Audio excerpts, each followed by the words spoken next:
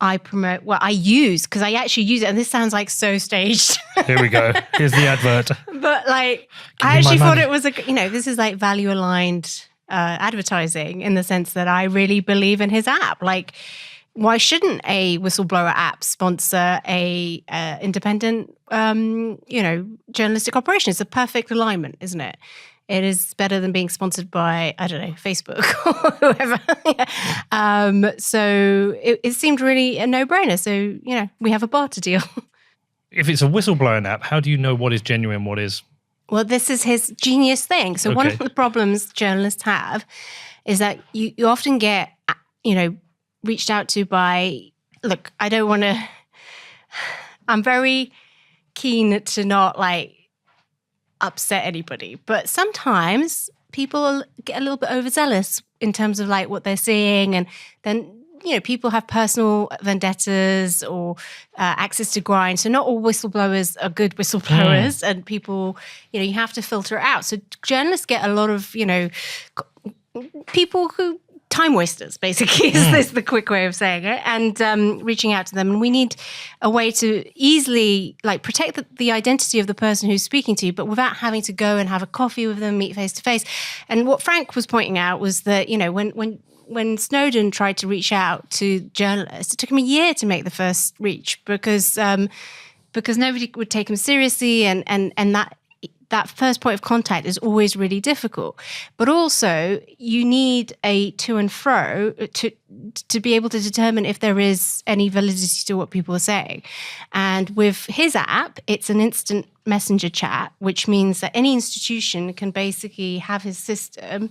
And so one way, so it creates kind of burner code. It's very easy. It's not for you Bitcoin people because you know how to use PGP signatures, but the average sort of... No, I don't.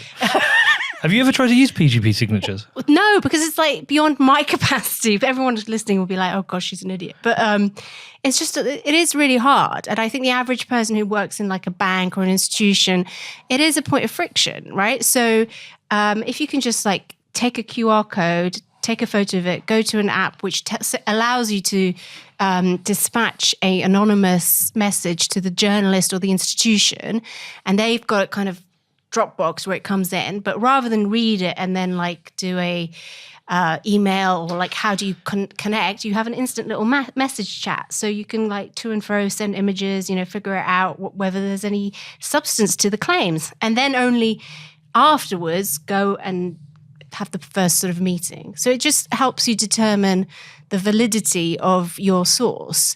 It's also potentially very good for the Catholic Church if you want to do confessions in an anonymous setting, but online in, say, a lockdown. But there are all sorts of use cases. But how do people find it? It definitely sounds like a shill now, but I love Frank, so I don't care.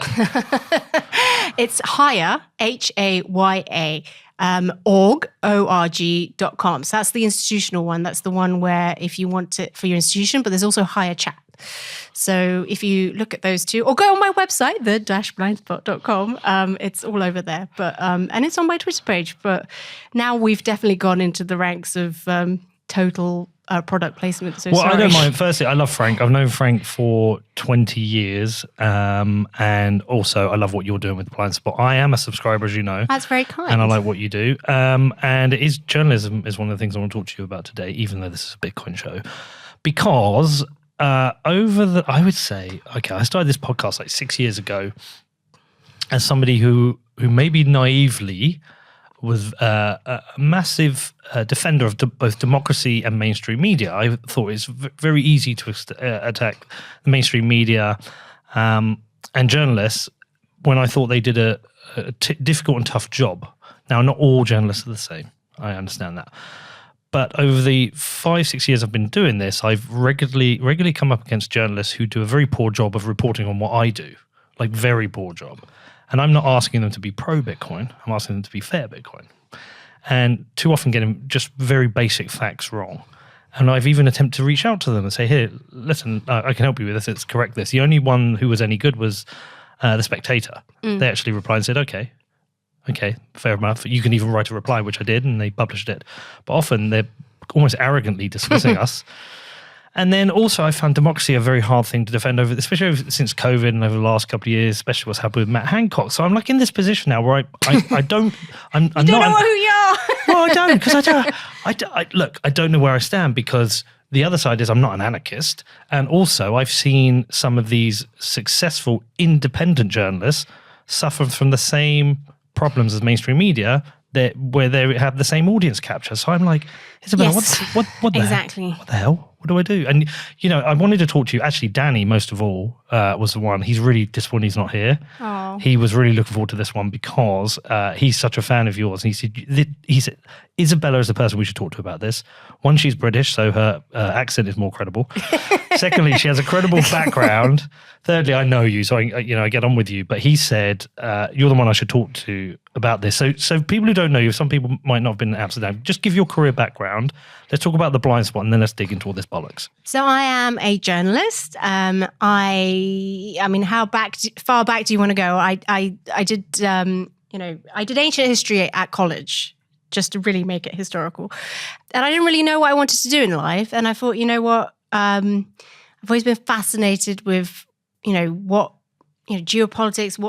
What are the factors that influence society? And I thought, well, as a historian, I should be in a role that catalogues tomorrow's history. So I ended up doing a journalism course, and throughout my career, I've been at CNBC, I've been at Reuters, I've been at a funny English language newspaper in Warsaw, Poland. I've worked in Azerbaijan. I've been on freelancing ops to Kabul. And then around actually 2008, I went from CNBC to the FT, where I stayed for 13 years on Alphaville. And I was the editor of Alphaville by the time I left. And I never really wanted to do anything else. I did do columns there as well, but it was one of my favorite jobs because I considered it the best job at the FT because it was so like anarchic in a really weird way, because we were like an internal, like, I don't want to say fifth column, but we were like a sub-cell. The FT's wild little brother. Yeah, like a hedge, like if everyone we were the internal contrarians, always trying to figure out where the groupthink was and pushing back against it. And in a crisis, we went full wonk, like we could get really into the weeds, because I think when you work in journalism, you are always conscious of the broader audience, which makes you, editors will, and it's a good policy. I'm not dismissing the policy, because I think it is important you don't really understand your topic if you can't explain it very simply. But it does tend towards sort of dumbing things down and getting things wrong. And with Alphaville, because we were like in the heyday of blogging, and you could write these insanely long pieces and go really wonk on contango trades and whatever. And no one was doing that at the time. And there was a very niche but important and very influential audience. And so we had this amazing opportunity to do things differently. And it was such a collegiate environment back in 2008, because the blogosphere was like challenging normal mainstream media. And when we started, like, no one in core media really even knew what Twitter was. They didn't understand blogging, and the blogosphere was always ahead of the curve versus everything else. And there was this like weird loop where you'd written something, and then a month later, like a reporter would come down to you from the main news desk and say, "Oh, there's this really interesting thing happening. Like I've read it in a bank analyst now," and you'd be like, yeah, well, we did that like a month ago, and I think they probably read it on our thing. And so it was really cool, and so I loved it. I really loved that time, and like you say, I think there are many virtues to the mainstream media, and what was really important, which I miss, is the sense of working in a group where people think in different ways, because I think it's, for a contrarian mindset, if everyone thinks the same way, you end up having your own blind spots. So it's important to, I've always been a contrarian, and I always second guess myself, and I try to not get too married to my positions. So I will defend something if somebody comes along, says X is X, I will try to critically analyze why it isn't, like a scientist. And if however, it withstands my scrutiny, I will have to change my mind. Because if you don't, you're an idiot. Then you become ideological. And I think in 2020, it's interesting you referenced that, everyone went a bit mad. And and no one was using that basic sort of line of logic. And that really frustrated me. And I found it very hard to operate in an environment where you couldn't question. And my overarching point on what happened in 2020 is not that I necessarily was right that lockdown was a bad idea. I just wanted there to be a debate without like resorting to people who are saying maybe this is the wrong policy, without resorting to saying you're a granny killer or you are some sort of immoral agent. Like, why shouldn't you in a democracy question whether the government policy is the correct one? That to me was, I couldn't handle it because as a journalist, I'd always questioned everything. So to demonize questioning was for me very hard. Well, I've noticed that recently also with Russell Brand. They're starting to demonize him now just for asking questions. Yeah. Someone who was a darling of the left who now is no longer a darling of the left because some of his thoughts appear to be contrary to what the left believe on certain issues, not everything. And I was trying to figure this out with Danny. I was trying to explain it in a certain ways because COVID for me was a whole experience of realizing I just trusted people too much. I just believed what I was told. Me too. I believed, okay, yeah, there's a virus coming in and lots of people are dying. Yes, a lockdown's great. And then you had to realize, oh, shit, that was wrong. Oh, there's a vaccine here. Yeah, I should take that. Oh, maybe I shouldn't have taken that. And I think they were almost like the final straws. You know, do you remember that game? What was that game with the donkey where you put the bits of plastic on it? And the bucking bronco thing, a buckaroo.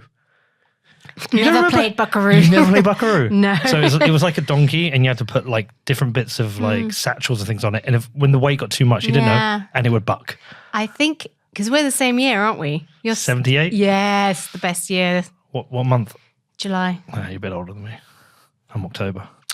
Just a little bit. Older school year. I'm sorry, that is the best generation. Like we basically were brainwashed in the 80s, which was the best time to be brainwashed by TV. Well, we were brainwashed when you had no outlet to find out you were being brainwashed. So we just accepted it. Yeah. Whereas, kids now, they find out they're being brainwashed and they challenge it and they become TikTok journalists at 15. We also had spooky dokies, no mobile phones, cassettes. I was explaining cassettes to my daughter the other day. I was like, So back in the 80s. Yeah, we used to have the music. We used to have to put it in this machine. And if we wanted to get to a song, we had to press forward. And then sometimes it would unwind. You had to wind it with a pencil. Fucking hell. Anyway, where was I going with this? Where was I? We're becoming old timers. We're becoming very old. What the hell was I saying before then? Now I've forgotten as well. That's how old we are. we forget the things we're talking about because we're so old. Oh my God, that is so funny. We can't look to him. What were we talking about? He wasn't listening. Anyway, no, I remember what we're talking about. No, I was too trusting. I grew up trusting things and I've had to like Buckaroo, too much weight, and it's all belted off me now. I'm like, screw this shit, and I'm no longer embarrassingly having to walk back some opinions I've held, but also not knowing what to trust anymore. And actually, I'm not ideologically driven. I just want to find the truth. Yeah. But I was trying to explain it to Danny, and I was trying to say, I wonder if we're all falling into a trap here because there is a left and a right. And there's like a Venn diagram of things, of topics. And some they overlap and they may agree on.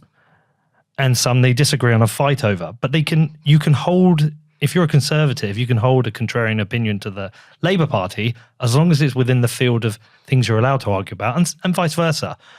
But if you want to ask or question things that sit outside both parties, you're suddenly a conspiracy theorist. There's almost like this group of questions you can't ask. And I fear it with my job.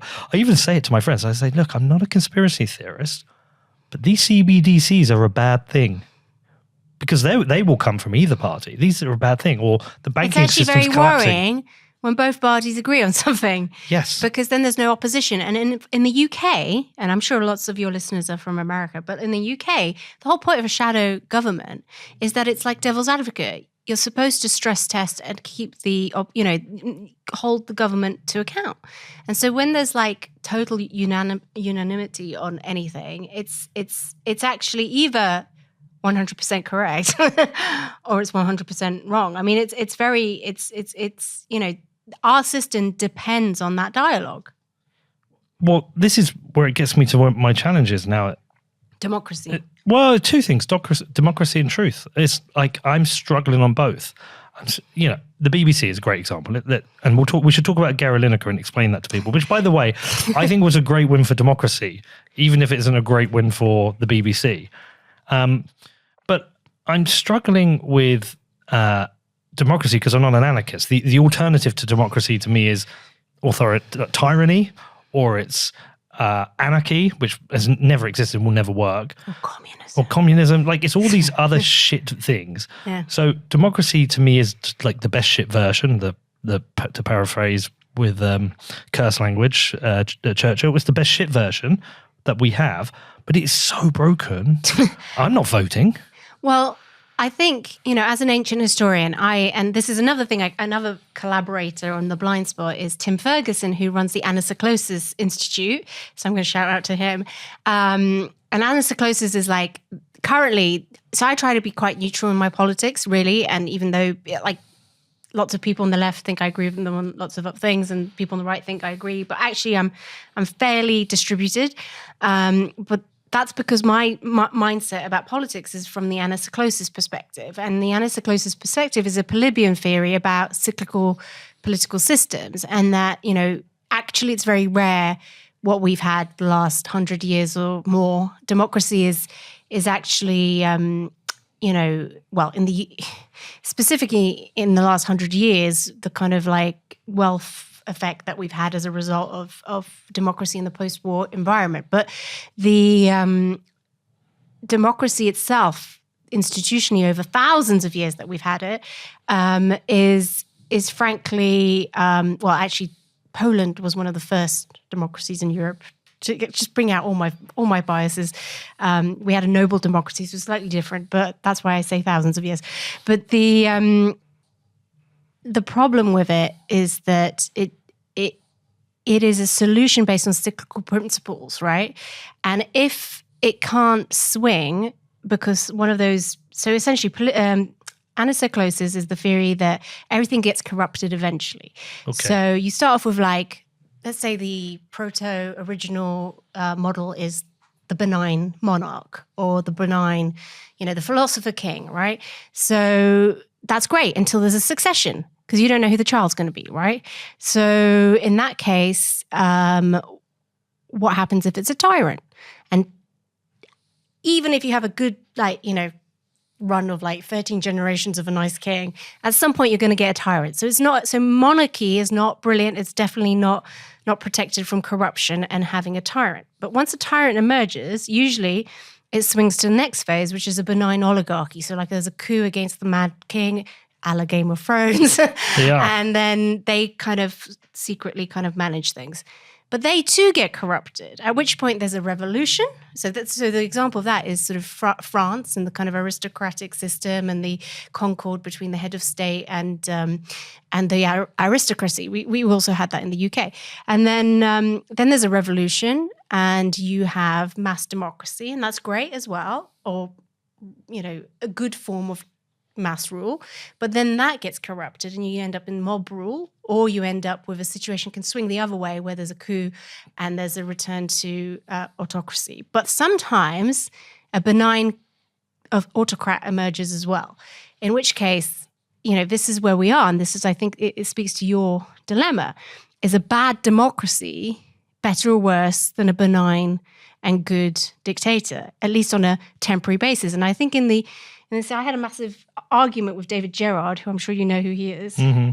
Attack of the 50-foot blockchain. And I'm a big fan of David's, and I think he's exceptionally well researched, and he is generally a good egg. Even if I disagreed with him on this one issue, but we were discussing El Salvador. And I'm not an expert in El Salvador, and I will definitely put my hands up and say I'm not an expert. But I've read a little bit about it, and I know there's history there. They've had a very tumultuous recent past. Everything, the way I know went into El Salvador's history, or the way I was exposed to it, was through a book by a Polish author called Ryszard Kapuscinski, who wrote about the soccer war, which was you would love. I know that. I've got that book. That's between Honduras and El Salvador, isn't it? Yes, and it was the civil war. It wasn't a civil war. It was a very brief, maybe 2-week war that emerged because of some penalty. No, like they didn't get into the finals, I don't think. But there was they can't were remember the playing each details, other yeah. off, and what happened is that there was a lot of like politics before that. I think there was land migration, and like El Salvadorians had moved to Honduras. It was all very complicated, but they were playing each other, and Honduras team came to play, or vice versa. Anyway, they came to play in El Salvador, and they got the El Salvadorians went to play in Honduras, and the Hondurans were very loud outside their window, so the team couldn't sleep. And as a footballer, I'm sure you'd appreciate that. It's a great tactic. They used to do. Who did they do that to? Was it like Man City or somebody? They did it to a hotel. They set the alarms off for a cup final. Like it's an old tactic. It goes back to the 60s, the soccer war, and of course El Salvador lost. And there was a massive outcry because they thought it was unfair. And some girl committed suicide, and it became very, very emotional. And then Honduras had to play their match, and the El Salvadorians did exactly the same thing to them. And then the Honduras team lost. And on their way back to Honduras, they were like, something's going to go down. It's just going to go down. And then like within days or even a night, I'm sorry if I'm getting my history wrong as a historian, there was an attack, and the El Salvadorians attacked Honduras, and it was like a 7-day or 10-day war. It was really awful and very bloody, and lots of people died. And it was, a precedent to the madness that has ensued in El Salvador ever since, which has always been like in the grips of some sort of tyrannical coup or like a military junta or whatever, being bankrolled by one Western state or the other, right? And there was like a proxy war between the USSR, I think, and the Americans, kind of basically trying to get edge power into the politics there. And then finally, the final, it was not good. There was a horrible kind of dictatorship, and there were death gangs, not what they call death squads going around, horrific stuff. From that emerged the gangland of MS-13. So all I said to David Gerard, who was very quick to, criticize Bukele, is that I appreciate that he might be going a bit dictatorial, but we don't know the sensibilities of the El Salvadorians. And frankly, in some cases, if you're surrounded by chaos, I can see a situation where a little bit of certainty under a benign leader that you think is on your side makes a hell of a lot more sense than like standing up for democracy, which is never going to get rid of the MS-13 problem or whatever, right? And I just think we need to be a bit more open-minded about... Well, has David been to El Salvador? I don't know. Okay. Have you? Yes. Well, you can tell me more. 5 times. I've interviewed the president twice. Oh, yes. You did. Well, Yeah. so you can tell me more than anybody. So it reminds it's a funny coincidence. It reminds me, like last night, I ended up watching. Have you seen the film Gone Baby Gone? No. Gone Baby Gone. To explain this, I'm going to have to give you a ruin the plot for you. But essentially, a young girl gets kidnapped and goes missing. She's about 4 or 5 years old. The film was meant to be released around the time Madeleine McCann went missing, so it got delayed for a while, actually. But eventually got released, and it was a huge conspiracy, and she ended up being kidnapped by a policeman, Morgan Freeman, who I think his own daughter had died, and they were really well-to-do, raised her well. The mum, who she was kidnapped from, was... it was her brother who knew the mum was a crack addict and just a piece of shit mum, and he helped her get kidnapped by the police because he knew this girl would get a proper upbringing. They end up finding her and like cracking it and realizing it was the policeman who kidnapped her. And so then the policeman who'd figured it all out went with his wife to visit Morgan Freeman. They see the little girl there, and they're like, and his wife says, leave her here. Do not return her to her mother. She's going to have a good upbringing. She's going to have a good life. Yeah. And he's like, but I have to because it wasn't his right to steal her. And so it was this real kind of moral dilemma of the rules say that she should be with her mother because it's kidnapped. But morally, people are questioning, like, but her mum's a crackhead, doesn't care about her. She's a drug dealer. She's just a piece of shit. Little girl's going to have an amazing life. And so they go through that moral dilemma. And like, it makes me think a little bit about the moral dilemma of El Salvador, which I've seen debated because Alex Gladstein, a very good advocate of human rights, works for Human Rights Foundation. It's been very critical of President Bukele and the human rights situation with the mass arrests of people who've basically got tattoos. And I totally see his point. But I also see that the murder rate has dropped from something like 110 per 100,000 to 7.8, which is a huge drop. I've been there myself. I've been to a red zone. I've got a tattoo here I got there. And I met somebody there and they said, this was pre all these mass arrests. They said, the difference under Bukele is I can use my phone on the street. Previously, I couldn't because it would be snatched from me. The country has undoubtedly got safer, undoubtedly become more of a tourist hotspot. Undoubtedly, there's an increase in the GDP. The country is improving, but it's taken someone who's got kind of dictator tendencies to do this. Now, do I think of him like a Putin or like a more kind of like an evil dictator? No. Do I think of him more of a benevolent dictator? Perhaps. But the population behind him at the moment, he's going to be voted. He's going to win a second election, which is against the Constitution. What happens after that? Does he do a third or fourth? What happens when turn? And I don't know. And I question all these things. Well, this is the thing. This is why I love, in some ways, this is a very long-standing argument in ancient history and philosophical circles, like what is the best form of government? And I don't, we've just assumed democracy is the right answer. And I think by and large, democracy is the right answer. But democracy, the reason democracy works is because it synthesizes all three of those government models. There is a bit of monarchy because we have a prime minister or a president or a head of state. We have a parliament, which is the oligarchy, and then we have the voting part of it, which is the democracy, right? So, in a ideal system, those three complement each other, and it's all like checks and balances on power, and it rotates. And actually, what we've done is we've simultaneously. The usual process is that this, according to Polybius, this cycle continuously evolves, and that when it goes from one point, from the kind of monarchy to the oligarchy to the democracy stroke mob rule, it's always very destabilizing for economies or for civilizations. But in democracy, we essentially synthesize that transition because we do controlled rotation of that system. And because it's controlled, you should allow for the bad stuff to get sort of shaken out, but without the destabilizing effects. That's why when it becomes very, when you can't have transition of power very smoothly, and it's interesting that we are talking on the day that Trump is about to be arrested, allegedly. Yes. I'm sorry if it dates the program, but if you can't have that transfer of power in a smooth way, then you end up with a destabilization. And democracy itself is probably beyond like saving. And I think what I've noticed these days is that in our democratic systems, you're either in power or you're in prison. And that is usually the sort of characteristic of, say, the developing world or, Latin America. The idea is like, you're in power, and you then put your enemy, the former president then goes to prison because you're so polarized, you hate each other so much, you can't there is no peaceful transition.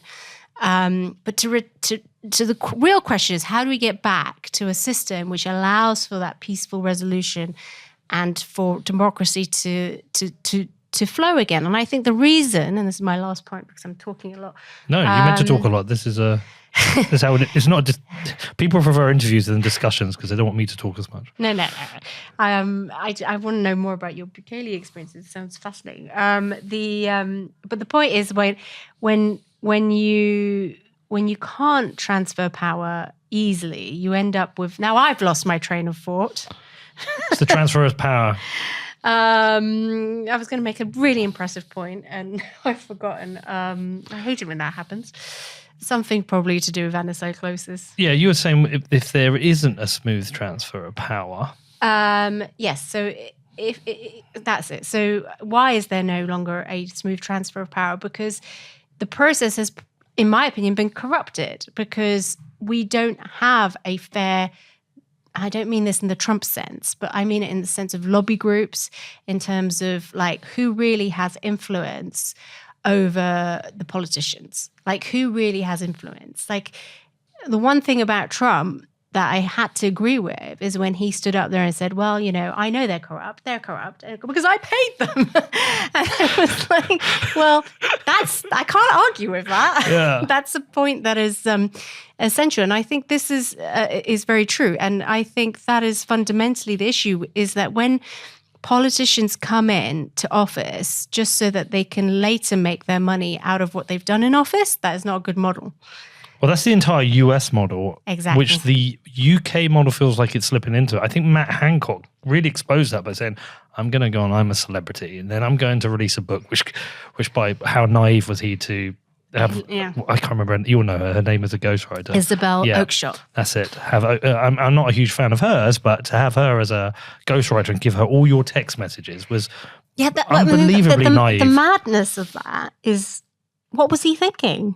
Well, I have no idea, but I mean, the key point is he went to monetize his position as a... Yeah, but he could have got any ghostwriter. Why do you, like, she was a known lockdown critic who is married to Richard Tice, the head of the Reform Party, his, like, competition. Like, what was he thinking? I know, she must have said, I've got all his fucking text messages. Well, either that or he was doing a Columbo. I don't know. I don't think he's particularly intelligent, Matt Hancock. Personally, I've never been. He went to particularly... Oxford, didn't he? Yeah, but there's university intelligence. There's grade. I don't have grade intelligence, but there is also common sense intelligence. I just don't think he particularly is. I think during the whole COVID, I mean, do you remember that video of him stood next to that lady looking all weird from the hospital?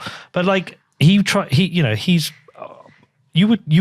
you would argue he was halfway through his political tenure and decided to monetize it. The incentives were so strong for him to make money, he went and did it. After a very unsuccessful tenure during lockdown, where he was highly criticized, and that's the point, is it's too easy to monetize it. By the way, which I think there's a solution for. I think we should pay politicians much more money. Yeah.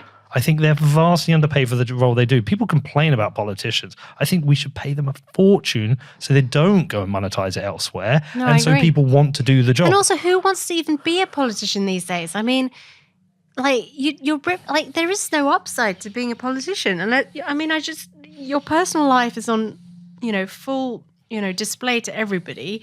You can't. I mean, the idea of it is just appalling to me. Like, I really don't know why you'd want to do it. It's actually a sacrifice nowadays to be a politician, and therefore, so there's an adverse selection because the wrong people become politicians. Well, it's narcissists. It's a breeding ground for narcissism. Yeah. And psychos. Yeah, because and to be fair, there are a few good politicians who I think do it for the right reasons, but they're very rare. So how does this? So where are we within this cycle then? I mean, do you want the pessimistic view or the optimistic view? I'd like both, actually.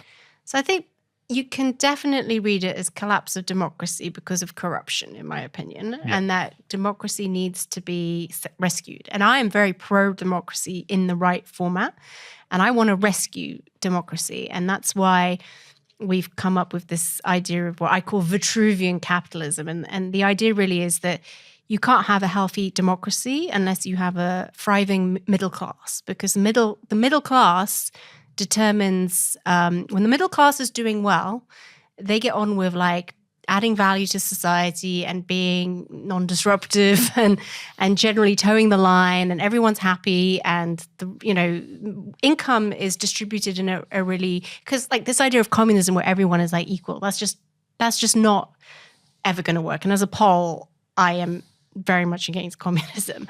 So the nearest thing you can get to sort of egalitarian society is a society that does have a small but dynamic and meritocratic billionaire class, as small as possible, an underclass, obviously, but with a lot of mobility between, so that there's at least opportunity to go up and down. But the middle class is like the bulk of, the whole system. And unfortunately, at the moment, we're hollowing out the middle class. So every single thing that's happening in terms of economic policy, politics, whatever, it's always the middle classes that are suffering. And that is what instability is made of. And one of the reasons for that, I think, is the tax system doesn't incentivize productive investment. And there's a bit more than that. It's not just the tax system; it's the red tape as well. Yes, 100%. As a business owner, I own multiple businesses now. I mean, I'm just buying a bar at the moment, which I'll own in 10 days. The amount of things. Cool. You would say so, but. Completely agree. But like all the different licenses and things I have to do to run this bar, I was like, Jesus, this is a bar that has like 200 people go to it.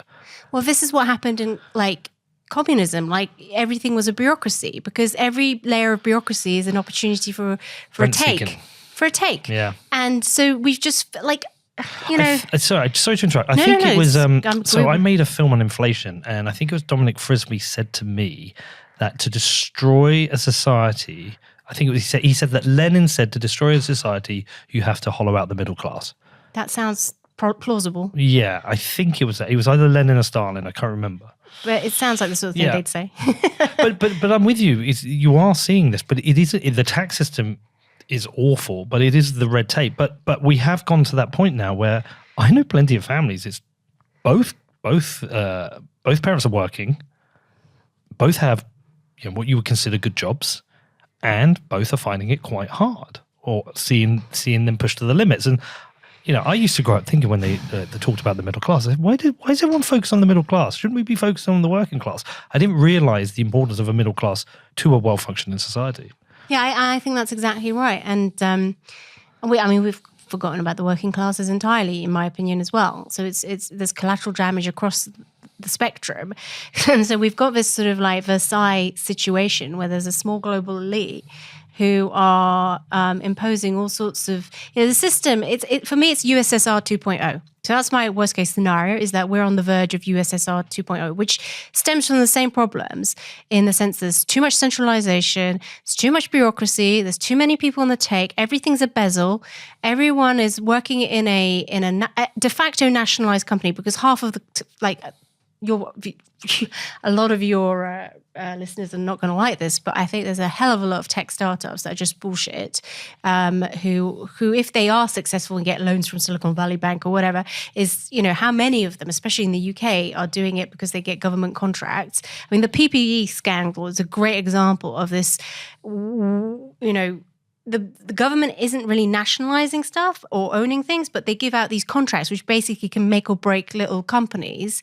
So if you get a government contract, you're quids in. But if you don't get a government contract, you can't compete with those people who have, right? Mm-hmm. So, and then you've got this, the bank obviously gives the money to the startup with the government contract, but how do you get that contract? Through your connection. So it's all kind of like nefarious. And how does the banks now get their money? Well, exactly. And by the way, who's the bank owned by now? HSBC. And ultimately that's now a Chinese bank. And if they backstop all bank money, banks can take as much risk as they like, lend in as much out as they want. None of it makes any fucking Which is sense. Exactly, and essentially, so this is the column I'm actually writing this minute is this has just made something that is explicit, which is that the banking system has been nationalized and since 2008, mm-hmm. and we've just been pretending it isn't.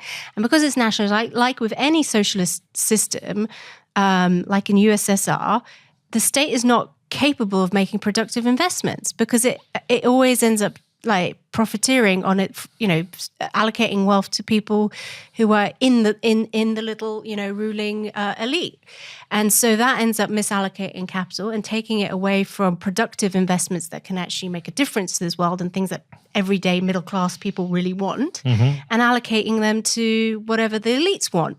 In this case, it's all ESG stuff, right? Which ultimately are value destructive for everybody because they're a mechanism by which, it's for the sake of the planet, but some of these things are completely ridiculous and have nothing to do with the planet. So, well, look, I completely agree. In the latest budget, there was nothing in there for me at all. And that's not me as a selfish person saying, what's in it for me? There was just nothing in there for me.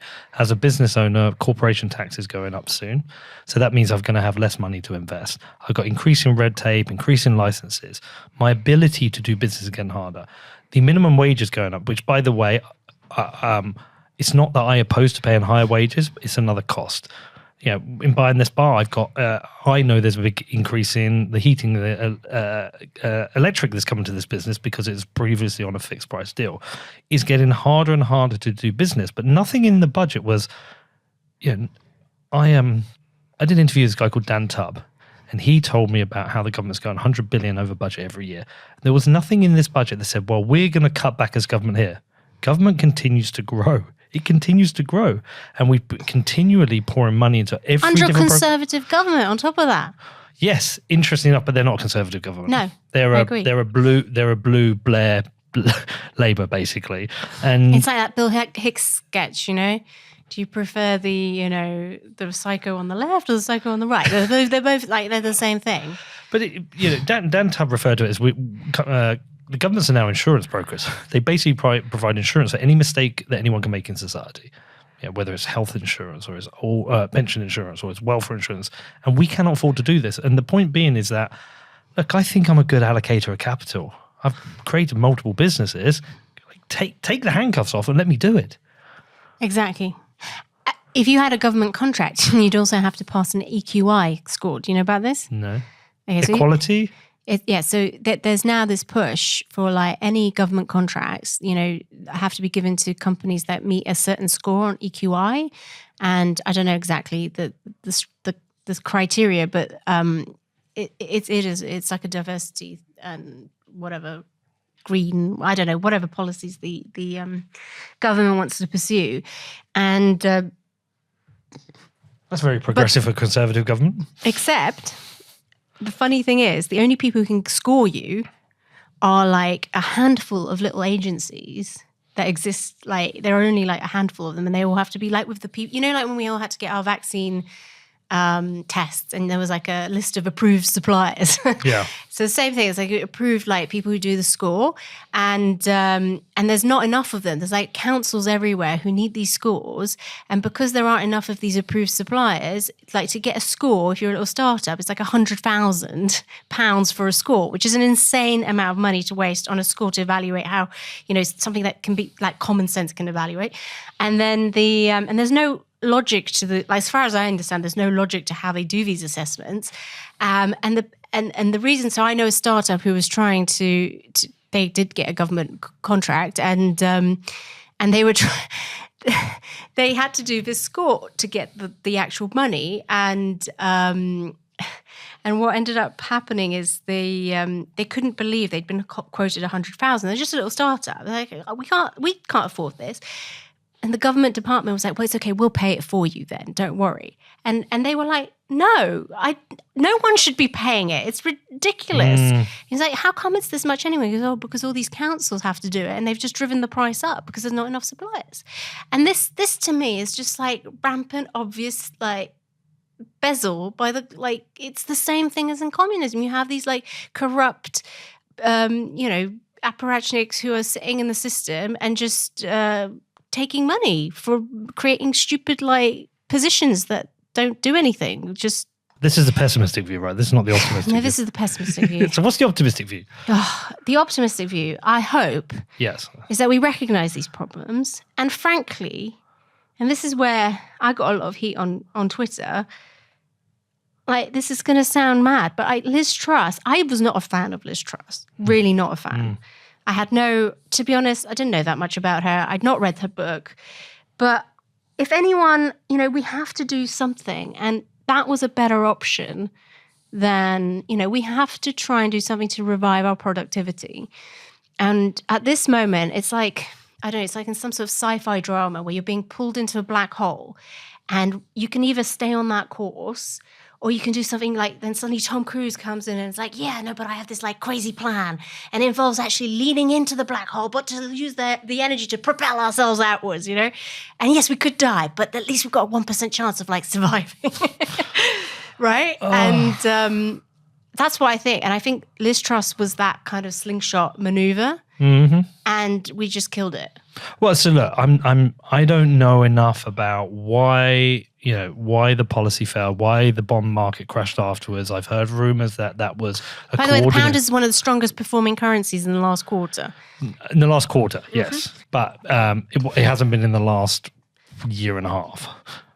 compared to the dollar. So I am always aware compared to the dollar because all my sponsors pay in dollars. So when the pound crashed, I essentially made more money, and as it rises, I make less. But there were suspicions that there was a coordinated crashing of the gilt market because people didn't like her policies. But when they were announced, they were very traditional conservative policies: lower tax, stimulate growth. I think it was a media. We're going back to media. One of the problems is media people, and this is where I, criticize myself. I do it. I'm guilty because we're all guilty of it. And I think you have to acknowledge your own role in it to be able to fix the problem. And it's a psychological problem, which means that we all want to be first to a big take. And it's like any mind hack. Like you see something and you're like, yeah, the headline proves my point. Therefore, and then you don't reach the bottom and you share it and you haven't actually done the research, but it's confirmation bias like on steroids, right?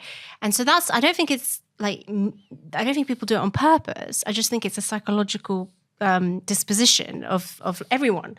And in the trust situation, everyone was like immediately, oh, well, OBR says it's bad, therefore it must be bad.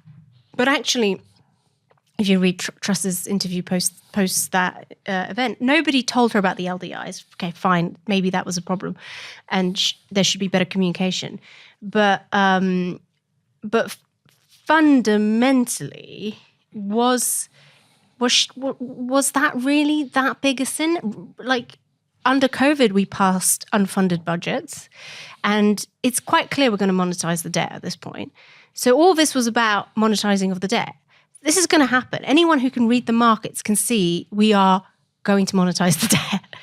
In fact, Silicon Valley Bank, the whole debacle this week and last week shows you we are going to monetize the debt. Like it's just the Fed is taking loans at par, which means they're trying to pretend that they haven't, it's an impossible situation. Just by raising rates, they are killing the value of their own bonds and then pretending they're not.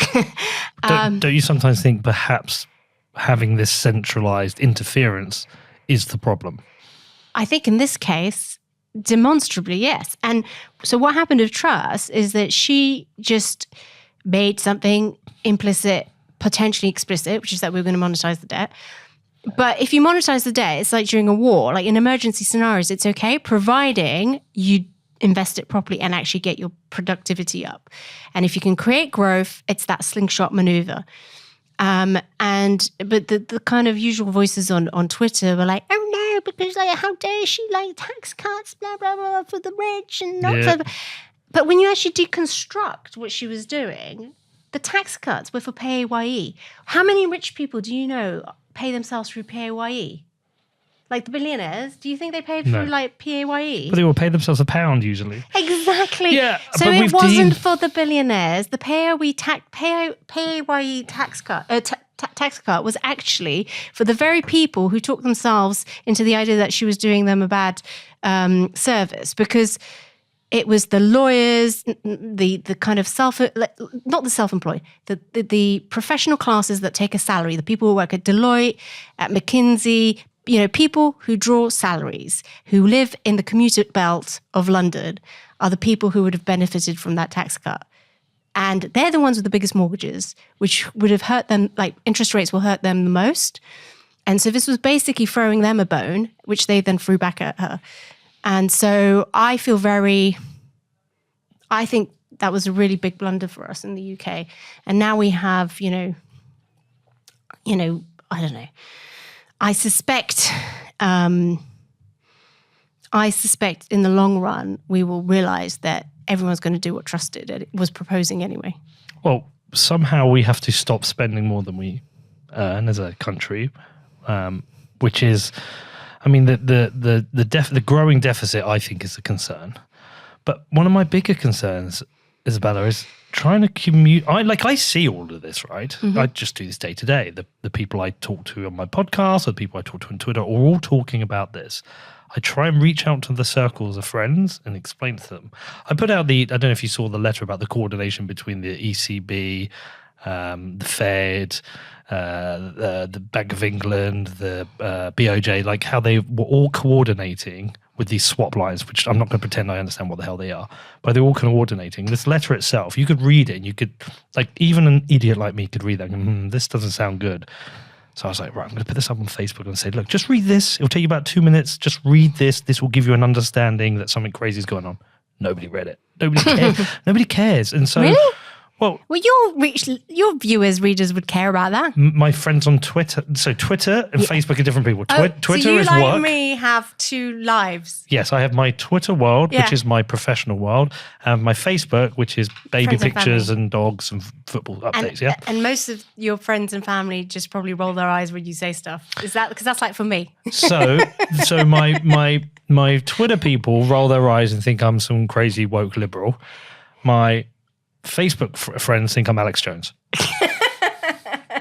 It's my tweet. It's my pinned tweet. I've this is how, I've got two angry faces, and I try and tread that path really carefully to say, listen, I'm seeing this all here. You should know about this. You know those high interest rates? Well, this is why it happened. You know that high inflation? This is why it happens. But they see it and they complain about it, but they don't want to go to the point of understanding why it's happening.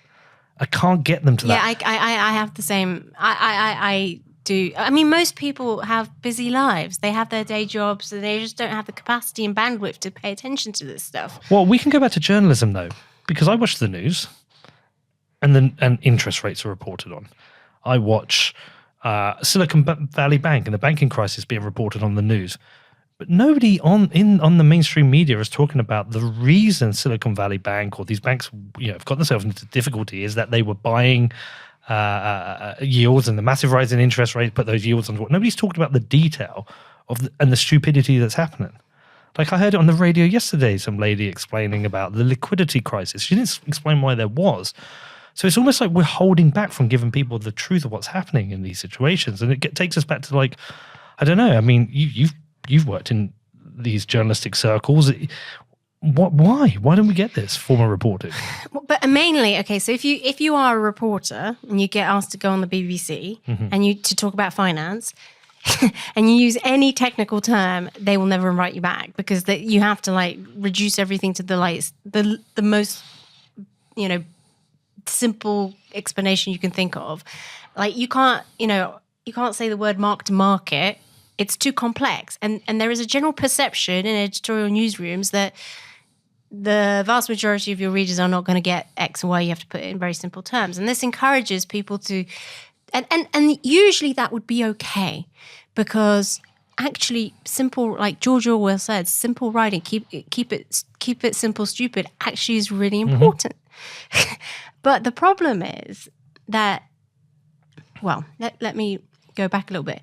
If you really understand your topic, really understand it, you can explain it simply. People who don't understand it can't explain it simply, and they can't explain it technically, in a non-simple way either, because they just don't understand it. However, the simplicity allows them to just not bother learning any of it, right? And so you end up just fudging things because there's never a need to delve to the next layer because nobody ever does complex stuff on TV or in print. So everyone's bluffing is what I'm basically getting to because they've never read, a real analyst is going to take 2 or 3 days for them to understand what really went wrong, right? But in this case, I just find it surprising. This was obvious since 2008, 2009, actually 2009, 2010. As soon as they did QE, there were hundreds of papers written about how the exit's going to complicate things and how we're going to manage the exit because really once you expand the balance sheet to go back is really difficult, and you have this problem, and it makes sense. Think about it. Usually you raise interest rates, and they are a lever that can regulate credit supply in the system. But if you have this huge bond portfolio that's out there because you've expanded the balance sheet, if you raise interest rates, you're also debasing your bonds, right? That's why you don't go QE. Because the problem with the monetization isn't on the way whilst interest rates are down, it's when you have to contract, your liquidity. And frankly, if you didn't have a QE expanded balance sheet, then you could raise rates whilst inflation is going. And it'd be all right because there wouldn't be thousands of underwater bonds. Yeah, but this goes back to the problem of the political cycle in that the decisions they make have a lag. So you can make a decision in 2008 under it was the Gordon Brown. No, I'm thinking in the US it was essentially a crossover from Bush to Obama, wasn't it? Tim Geithner. Yeah. So essentially, the decisions that made then rescued the economy for those people. It's not not the problem. It wasn't their problem. Like what happened next? No, and it pushed the problem onto Trump and now Biden. And now people will want to attack Biden and blame Biden or even blame Trump. But these are successive governments that have made critical errors across the entire spectrum of politics. And so these are institutional issues, not policy issues that you can tie to one specific political ideology. Yeah, exactly. And I think you make a good point about long-termism because you can't, like, if you're not accountable for your decisions in 10, 15 years' time and they've ruined the economy, like, what's that about? Like, oh, it wasn't me. It is a funny situation if people can, that's the downside of democracy and continuous sort of rotation of your leaders. So there is if it was a lifelong, like the Queen, like, God bless her soul, was a real rock of stability for the UK. And I do think people underappreciate the role she played in global stability. And I do wonder if people have overlooked how destabilizing her death will be, because she was the ultimate neutrality, political force in the world. And an almost, unimpeachable... how long was she head of state? 80 years? Yeah, almost unimpeachable. Yes. I say almost because I think she should have thrown her son under the bus. Chat for another day. But like, who else could have 80 years without real scandal? Yeah. But in my circles, it's not going to be very popular to defend the Queen, to defend a monarchy of any kind, an elitist monarchy. And I think the Queen was a fantastic monarch, but I'm not a fan of the monarchy. I think in the UK system, the fact that the UK obviously has a very underpowered monarch because ultimately Parliament passes all the laws, but she has that capacity to influence. Soft power is what they call it, right? And the UK's soft power had we roll out the red carpet when we want to attract foreign investment or whatever, and it does play a part. And if Charles isn't as neutral as the Queen, that's a problem, because my general thesis, just to bring it back to money, is that the problem we've created as a result of not just Ukraine, like the deneutralization of money started a long time ago, but it's become more acute now because of Ukraine. So there is no neutral asset to price the market. And so we are living increasingly in our own bubble valuations, pretending and that's fine for as long as you don't depend on external, you don't need commodities or anything from outside of your little, zone, and you can pay for things with your own currency. But in a multipolar order, which might be the next phase, that means a massive sort of depreciation of our overall wealth as a Western system. And because, it will be kind of USSR 2.0. And if that's the case, the only optimistic pathway out is through innovation and productivity. And that means entrepreneurs have to really rally together, forge networks, distributed, and I agree with you on that, and find resilience in network-based productive ventures. Well, look, this show promotes a neutral asset, an uncorruptible asset that hopefully at some point, maybe decades down the line, could be that measuring stick, that could be that neutral measuring stick, like I hope for. I'm not going to spend any time when we've got 7 minutes to go getting into to the, where are you with Bitcoin? I am in a situation where I think Bitcoin plays a role in the new multipolar order. I think most of crypto is crap, but it's all crap. You can't really replace Bitcoin because it was the first one. And so just from a pure like energy endowment perspective, it is the first one, nothing can replace it. And therefore it will always have the most, it's got the biggest blockchain. And I think I don't see it as a settlement for retail payments necessarily in the future. I think it can coexist in a landscape of competing national currencies, but be the ultimate settlement token between those different zones. I think you've just put it better than I ever would. Why do you think the FT still don't take it seriously? And I know you might have to be careful with your words or not even want to answer, but... Well, I think to some degree, the FT speaks for the establishment. Okay. And I think whether wittingly or unwittingly, I would say that there are people who are pro-Bitcoin and crypto in the FT and who are open-minded to it. And I think the whole collapse of like FTX and stuff, they've been all over that. And funnily enough, like it's become a huge story for them, even though like for years people were rolling their eyes about me and Jemima being really obsessed with crypto. They're like, oh God, it's just not a story. It's not as important as traditional finance.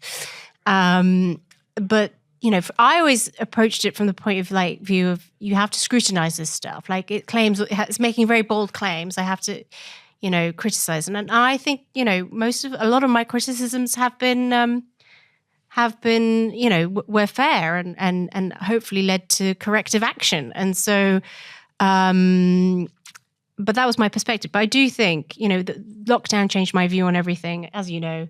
And that's when I realized that it makes sense. The system is better off with a neutral asset that can price everything, because without a neutral asset, you have no pricing of anything. Everything is just, there is no, money must be neutral. And there is no neutral money outside of Bitcoin at the moment. Yeah, not even gold these days. Gold reaching a new high as we speak, I think. Is it? But Peter Schiff will be happy. I think so, yeah.